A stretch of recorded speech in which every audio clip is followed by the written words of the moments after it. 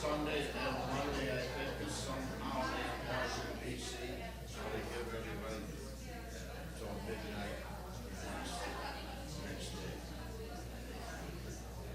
And we got a lot of people that procrastinate, they still can't get it done, they gotta do an extension. But they gotta pay it, because it's not an extension of time to pay, it's an extension of time to file. Some people get confused about that. You got, if you're gonna owe more than a certain amount of money, they'll penalize you if you're late, or if you don't have enough withheld, pay the estimated tax. And then they get all mad, they gotta pay it back. She doesn't have any say-so as far as they charge her. Hey, I think in my briefcase downstairs, I think I got a paper. It's been in there for a long time. Yeah, it's downstairs. Hey, just real quick. I talked to them all today, but I'm working on the next one already on John Unitarianism, the father of religious humanism, religion without a God.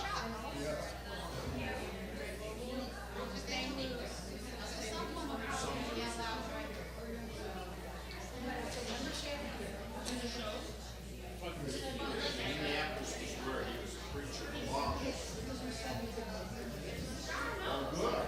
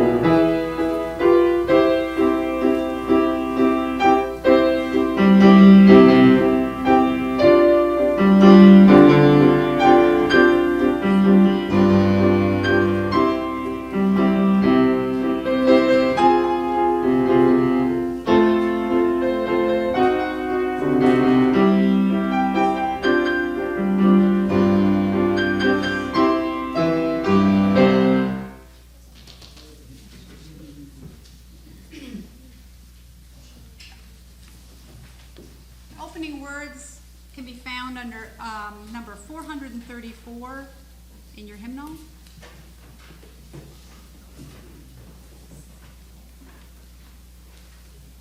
May we be reminded here of our highest aspirations and inspired to bring our gifts of love and service to the altar of humanity. May we know once again that we are not isolated beings, but connected in mystery and miracle to the universe, to this community, and to each other.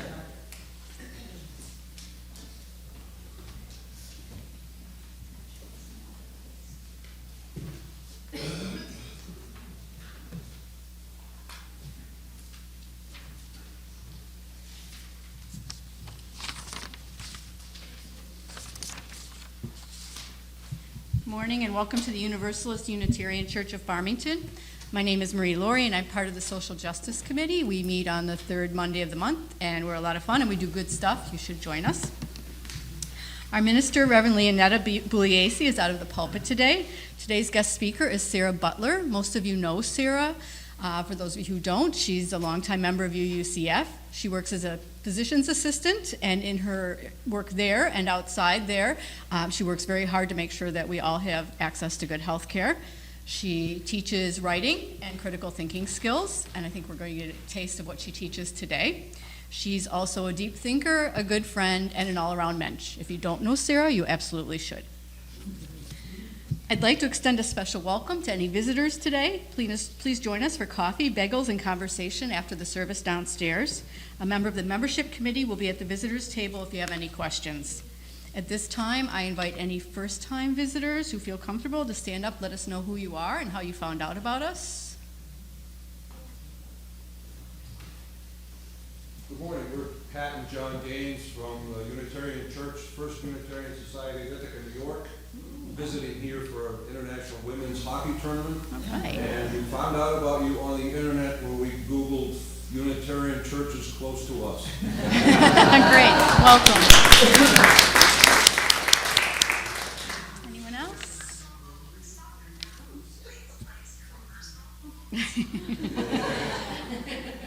Please mute your cell phones. During the service, we have supervised nursery for babies and toddlers and religious education classes for children and youth. Please see Kim Duchesne, our Director of Religious Education, for more information about these programs. If you need to leave the service for any reason, there are 2 other locations in the building where the service is broadcast. An usher can direct you there.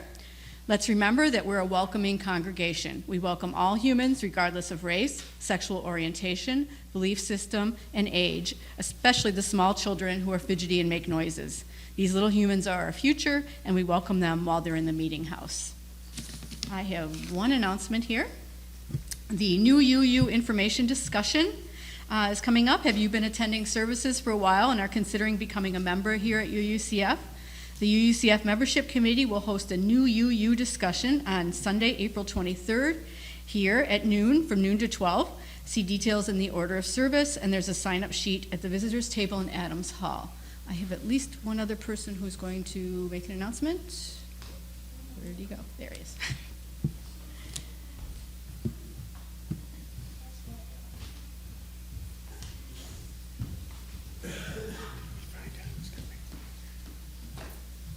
Good morning. My name's Paul Denowitz, and I want everyone to thank me for bringing the nice weather from Florida back with me. So Sandy and I would, appreciate all the thank yous from you. I'm up here representing actually fundraising. It is now time. Our pledge drive is upon us, and we are about 90% through, and we need your cooperation. If you haven't submitted a pledge yet, please do immediately, because the executive committee has to form a budget. We have to create a balanced budget by the end of this month. So unless you want to call from me or somebody else on my committee this week, reminding you to get your pledge in.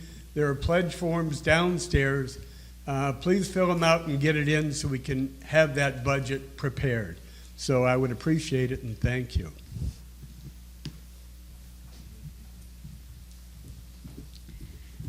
Please check the order of service for other announcements about upcoming events, and of course, please take a moment to silence your phone. We will now read together the Litany of Gathering. It's found in your order of service. This is our sacred time and space.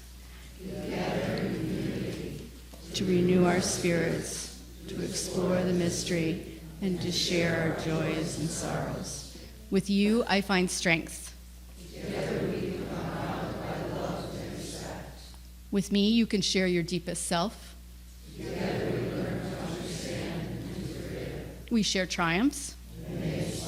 We share failures. We share joy. We share sorrow. Please come forward to share whatever joys and sorrows of a personal nature you may wish to share this morning. Okay, we light this candle for the unspoken joys and sorrows among us.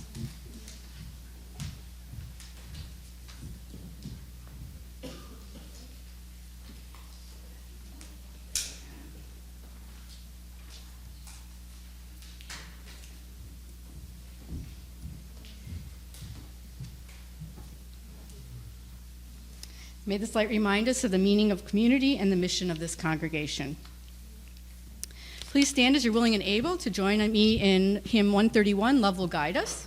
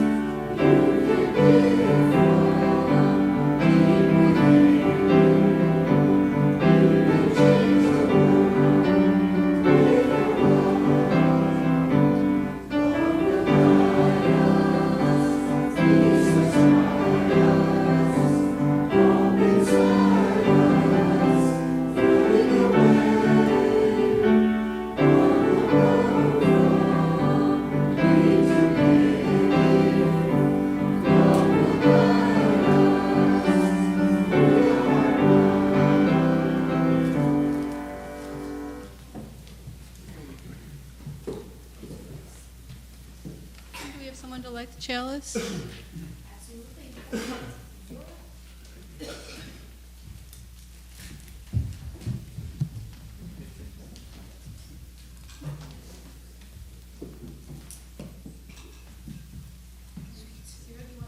you want them on the stairs or do you want them sitting? As long as they can see there, you can either come on up or stay right where you are, but I need your eyes in the spot that I want on that. Okay, no one shout out anything, okay? Don't do it, don't do it, don't do it, don't shout a thing. Be very, very quiet.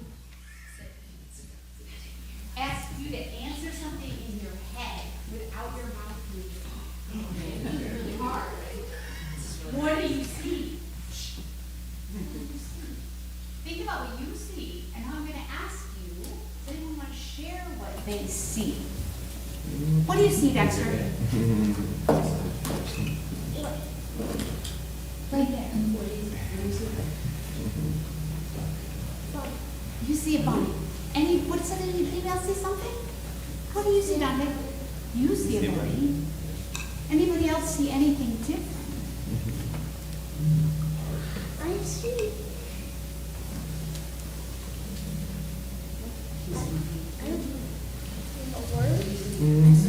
There's a bird. You see a bird. Okay. We have a bunny. We have a bird. Anything else anybody see? I saw Clouds. Okay. skies. You see a cloud. Skies. Skies. Can I ask the older children if they're You see a what? Rabbit. You see a rabbit?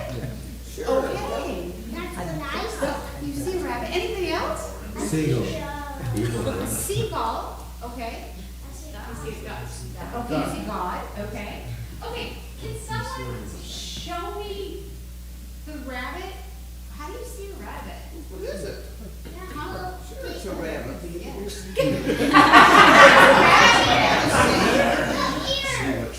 Where are the ears? Oh, those are big ears. What's the other part? What's the eye? Yeah, you can point. That's great. So are these ears? Here?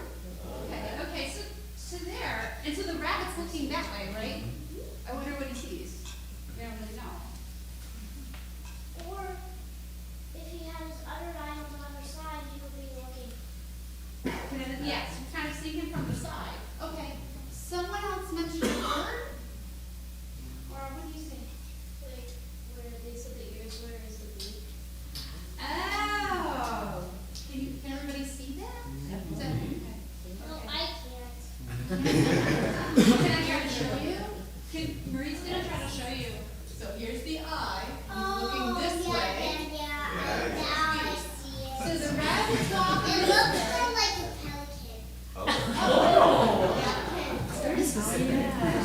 So we have a rabbit looking this way. No, a dog looking this way, sorry. And a rabbit looking this way. Okay. Pelican looking this way. So what did we just do? And a pelican looking that way. So we just looked at the same stuff, right? And different people saw different things in that.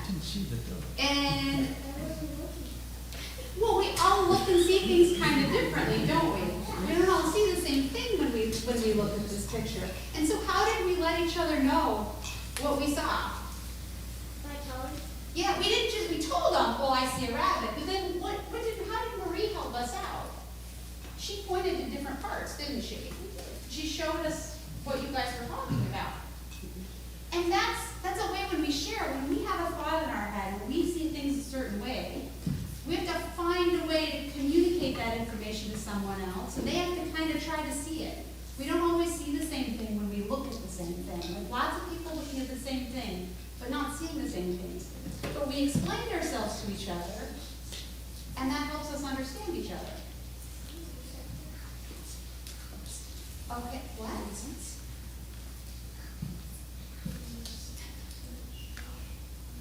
We're gonna have our children sing our children now.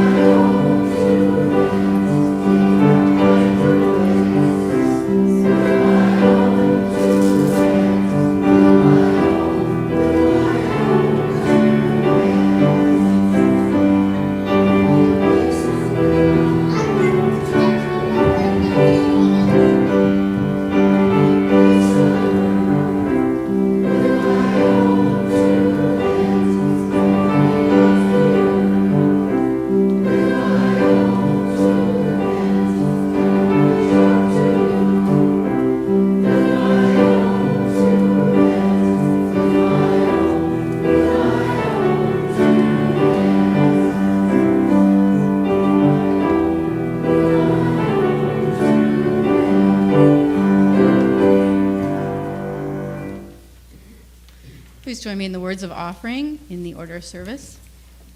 We give generously to support this church where love, justice, and equality inspire our acts of service and compassion. We dedicate these gifts to all that we stand for within the Unitarian Universalist tradition.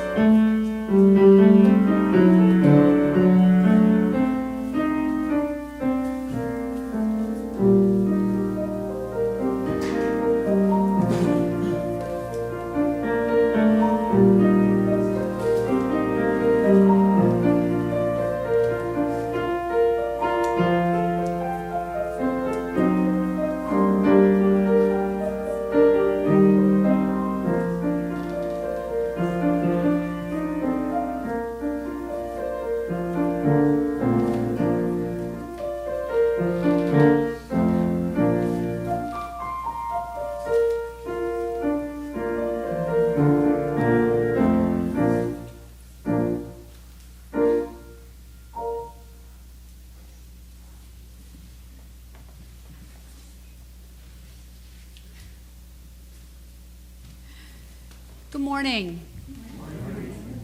As Marie said, I'm Sarah Butler. I know a lot of you, not every one of you.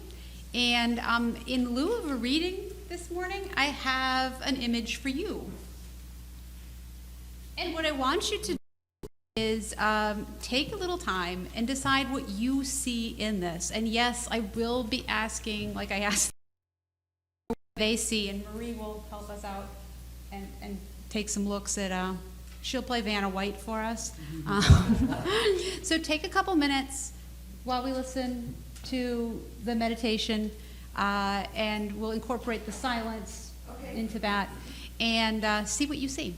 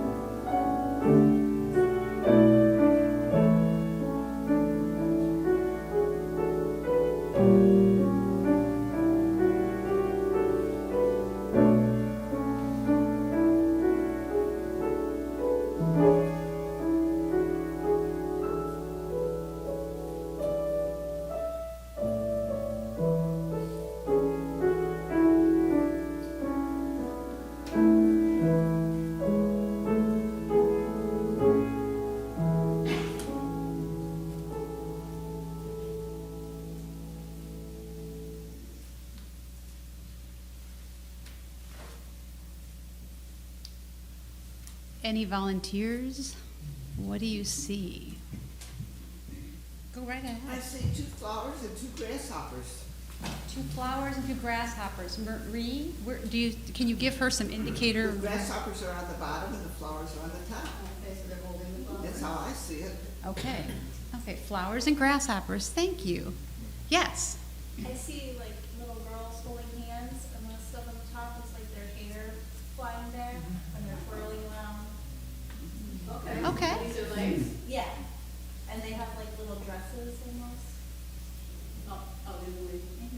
That's what I see too. I see a butterfly. Yeah.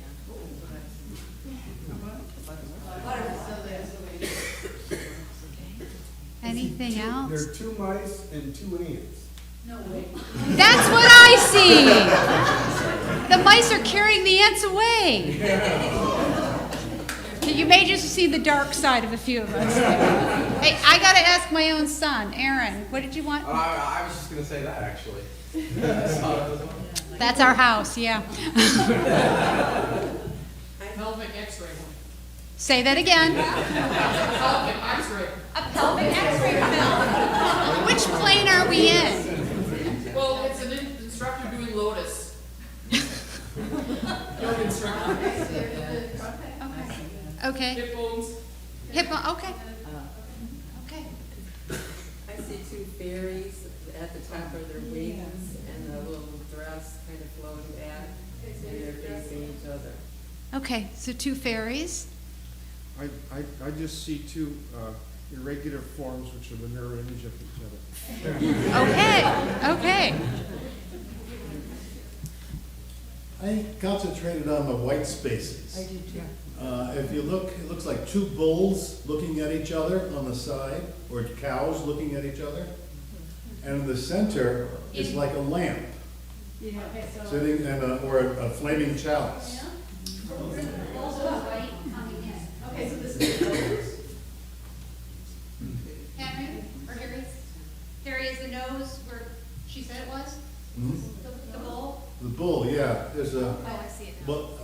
you can see a head and two horns sticking out, that's the horn. Okay. lot of bull hair.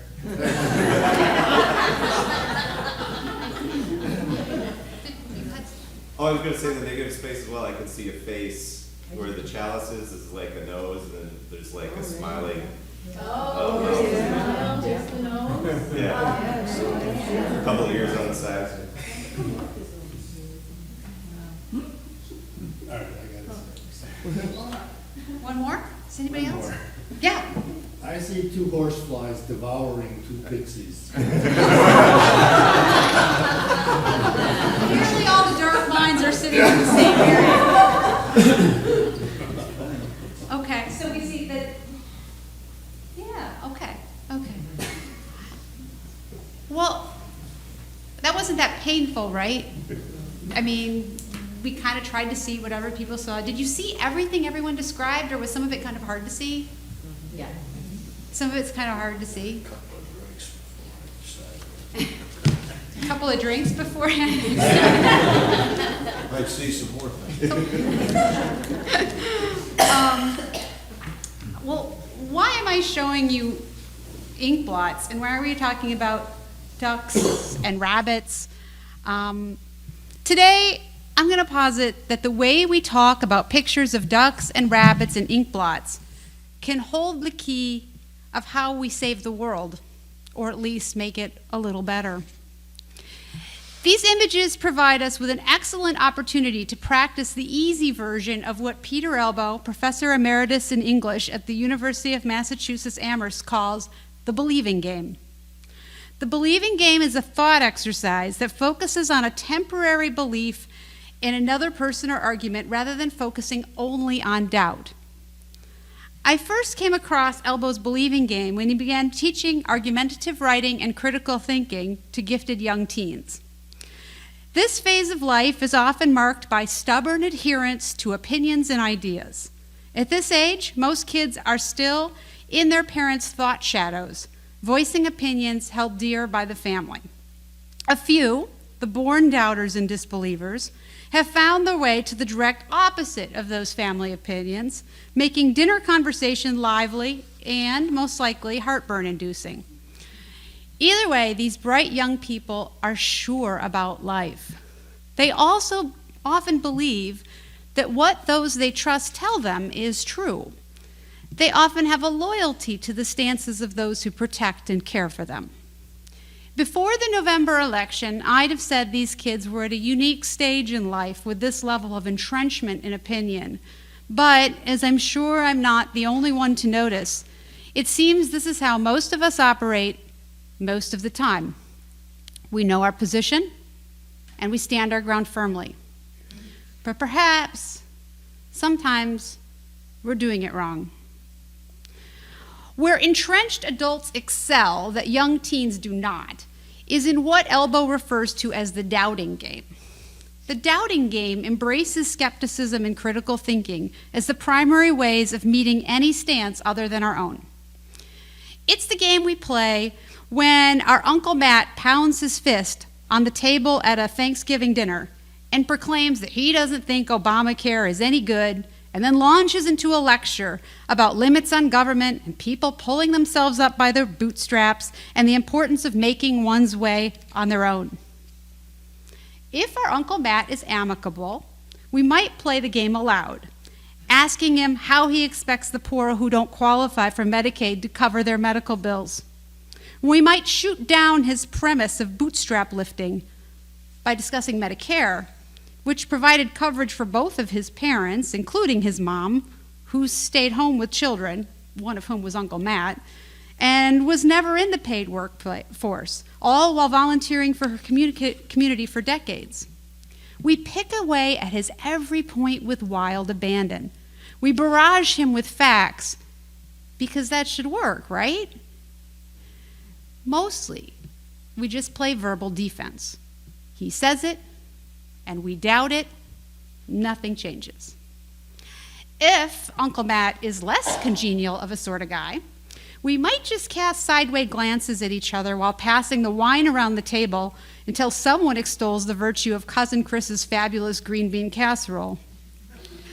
This time, the critical thinking and doubting is done in silence, each person obliterating Uncle Matt's point one by one until it's time for pie.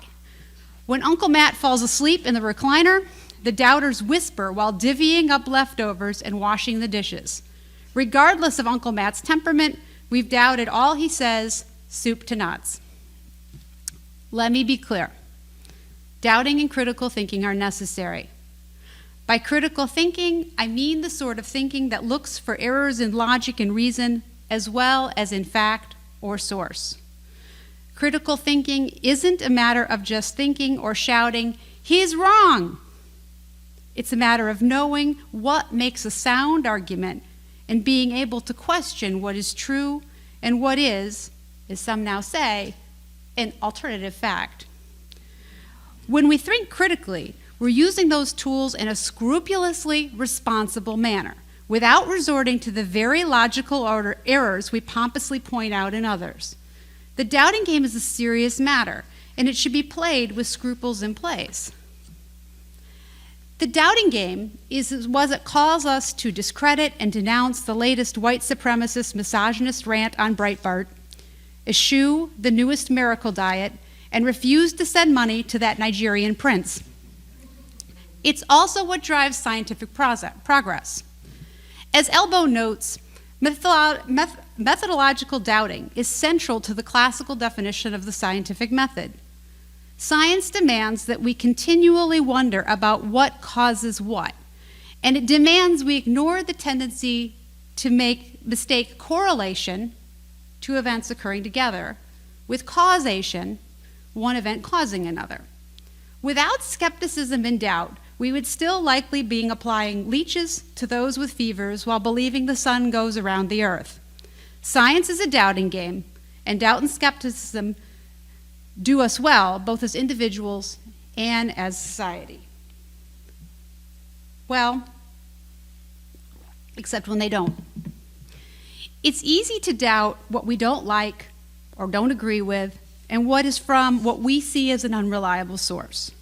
It's harder to be a skeptic when we trust a source or it agrees with our well-considered and tightly held opinions. Uncle Matt's proclamations are easy to doubt because so often he holds a stance completely opposite of our own. He speaks, we doubt, wash, rinse, repeat. So what? First, doubting out of habit and bias can cause us to miss legitimate issues we've overlooked. Naysayers, those who hold opinions that are opposing to our own, offer us much to consider, if we're willing to listen to them and to ponder their point of view. If we simply doubt, we miss things. We miss not only the thread of their argument, but also the values and understandings of the world that sit under that argument. We miss, essentially, the person behind the opinion, as well as miss the arguments from the other side. We should value both, but we can't do that when we simply doubt. The second problem with habitual doubting is that we only tend to doubt those who disagree with us. We struggle to doubt with those who hold the same stances and values and biases because it just kind of feels bad to us. We struggle to doubt ourselves and the sources we rely on because it doesn't feel good to contemplate being or just being uninformed. However, doubting our own point of view and understanding of the situation is not optional. It's painful and uncomfortable, and potentially embarrassing, but it is entirely necessary. As fallible humans in an ever-changing world, we must doubt ourselves with the same veracity as we doubt others. So, back to that ink blot. When you shared your thoughts on the ink blot, you were playing Elbow's believing game, albeit on level 1 difficulty. Whether or not you can see what another person sees in the ink blot isn't that important in the bigger scheme of things. And actually, the fact that there isn't much at stake is what makes you so willing to see what others see in it. We might be mystified by what another sees, but we're likely not sizing up the other's intelligence or integrity or sanity based on what they see. We may be able, with their assistance, to see what they see if we're willing to squinch up our eyes and turn our heads and try really hard. Or maybe we can't see what they see, even with their explanation. At least we're trying, and we believe in them and their effort.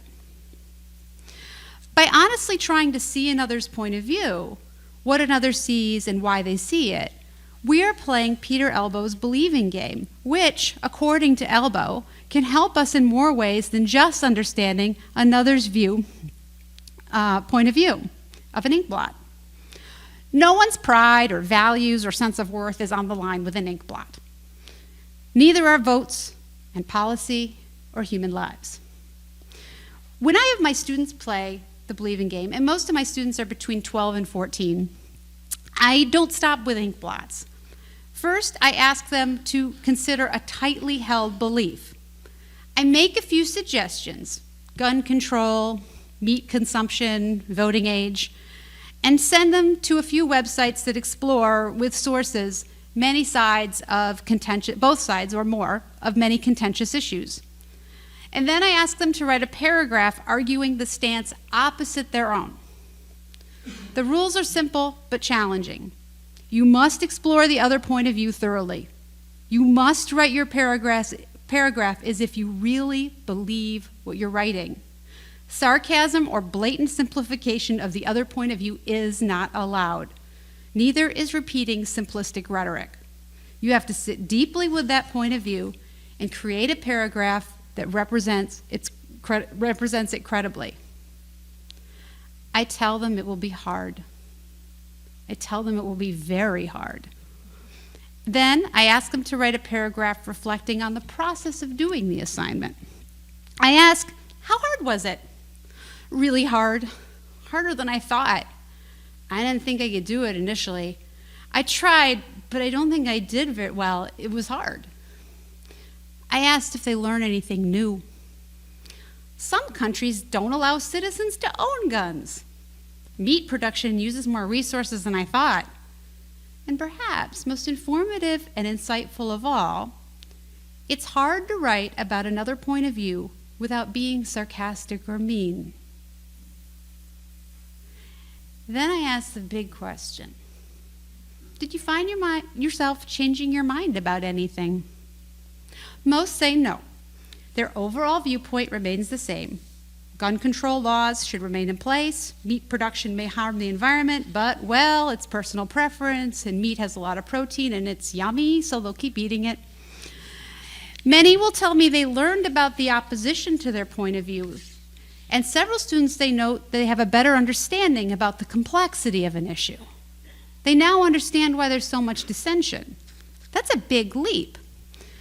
That's when someone can move from the sense of all people who think X are crazy and stupid to understanding why some people think X while you think Y.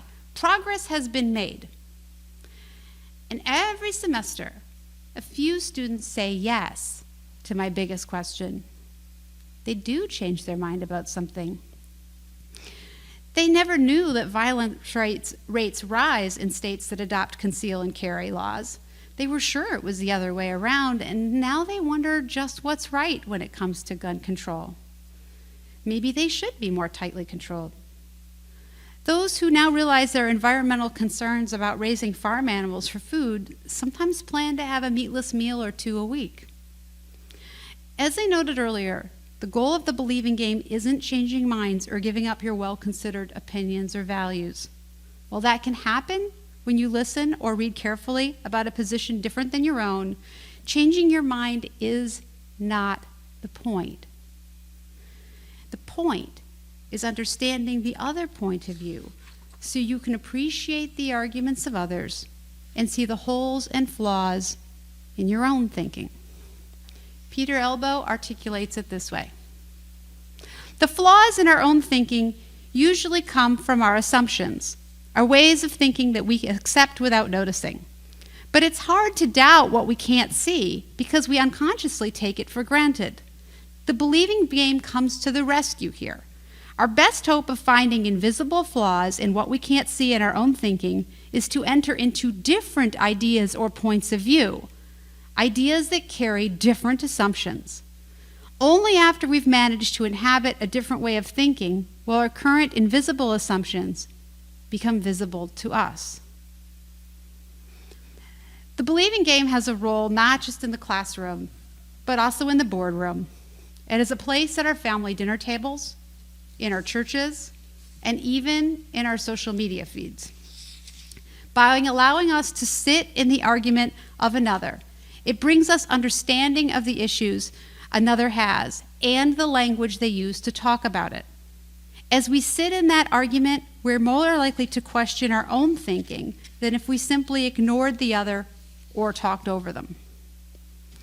When we believe before doubting, we might see that we missed a valid concern of another. We might find that we trusted a bad source. We might even turn over in our minds a long-held value or belief and consider if it needs just a bit of tweaking or a more extensive adjustment.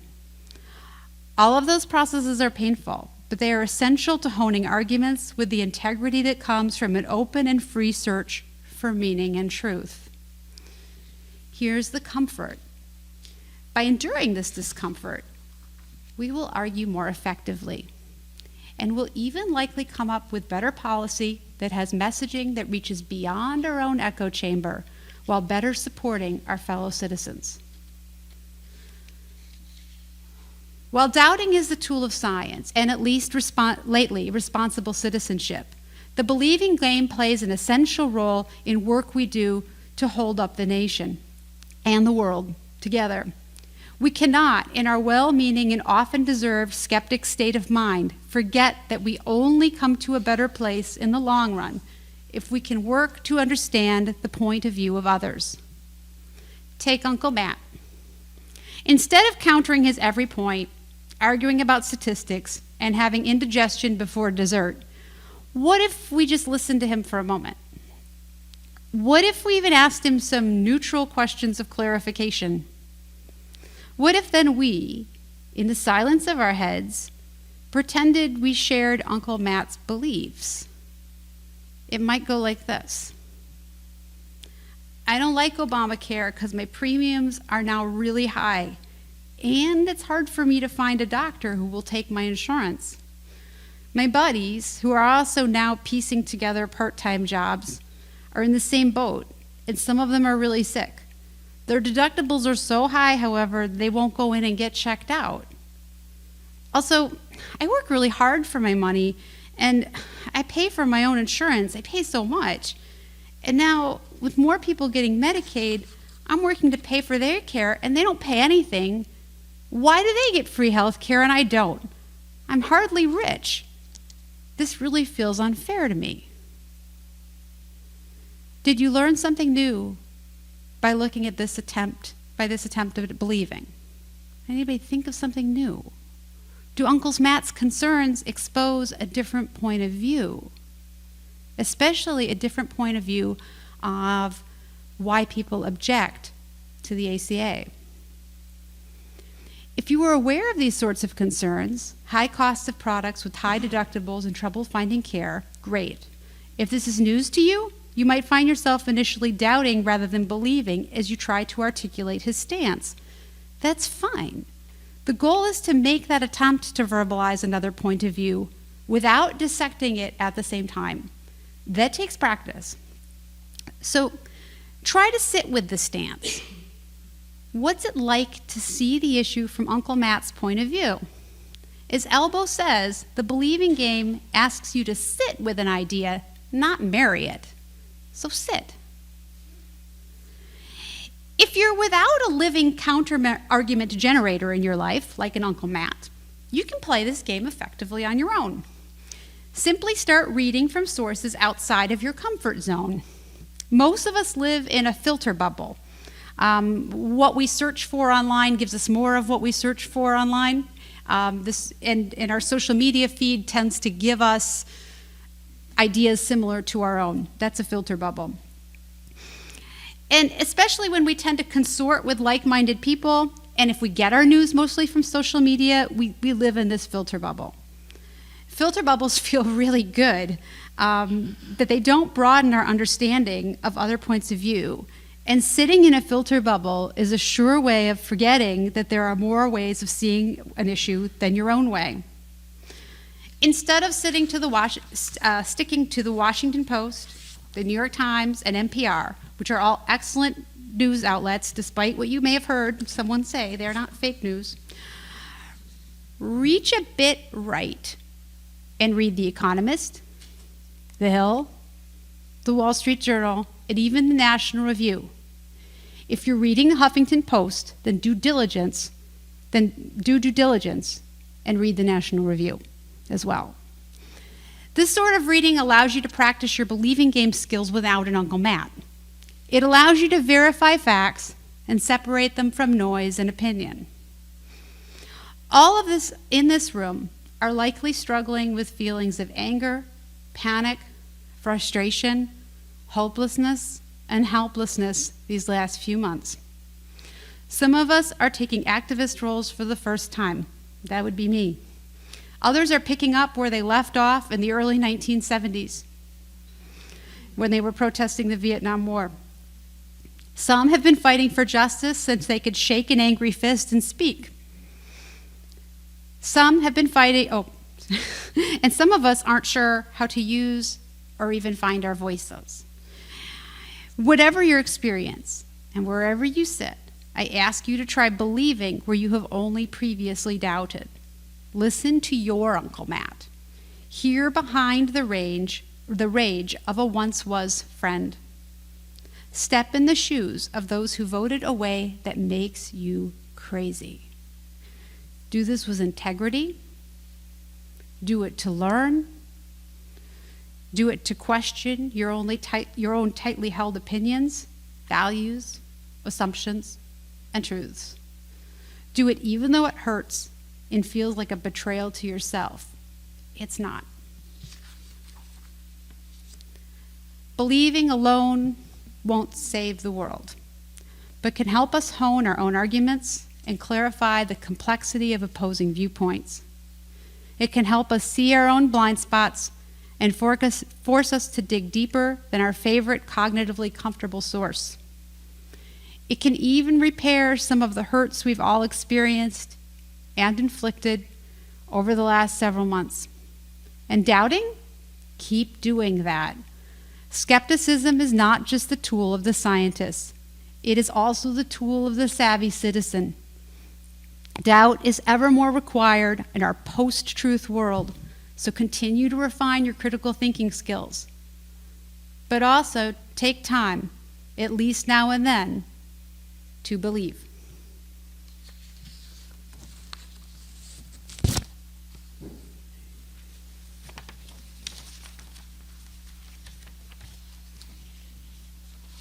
I'm going to ask you to turn to hymn 112, Do You Hear?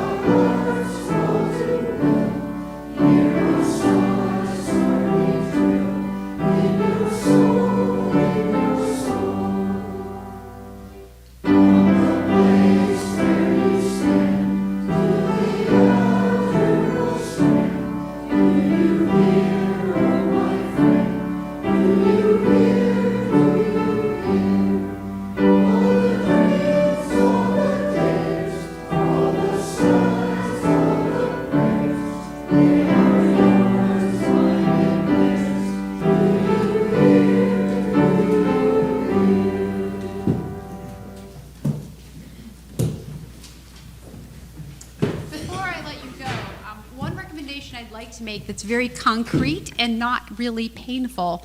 To give this a practice. Any of you familiar with the podcast The Daily from the New York Times? Oh my gosh, run, don't walk to The Daily. It's a podcast from the New York Times. It comes out daily. It's a Monday through Friday offering that they've had going for maybe a month now. But this last Thursday's episode, and it's on the UU Farmington Facebook community page, was a conversation with a coal miner. And it's important to listen to it, even if you think you know the arguments that coal miners would make.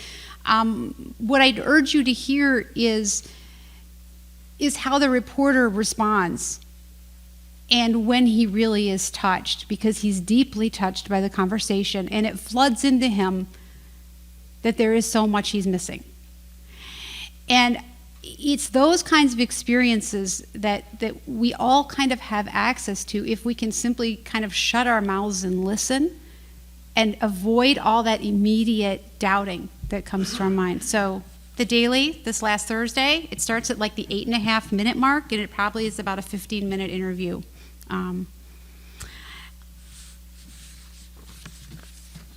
Go in peace.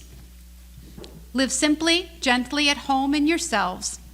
Act justly, speak justly. Remember the depth of your own compassion. Forget not your power in the days of your powerlessness. Do not desire to be wealthier than your peers, and stint not your hand of charity. Practice forbearance. Speak the truth or speak not. Take care of yourself as bodies, for you are a good gift. Crave peace for all people in the world, beginning with yourselves, and go as you go with the dream of that peace alive in your heart.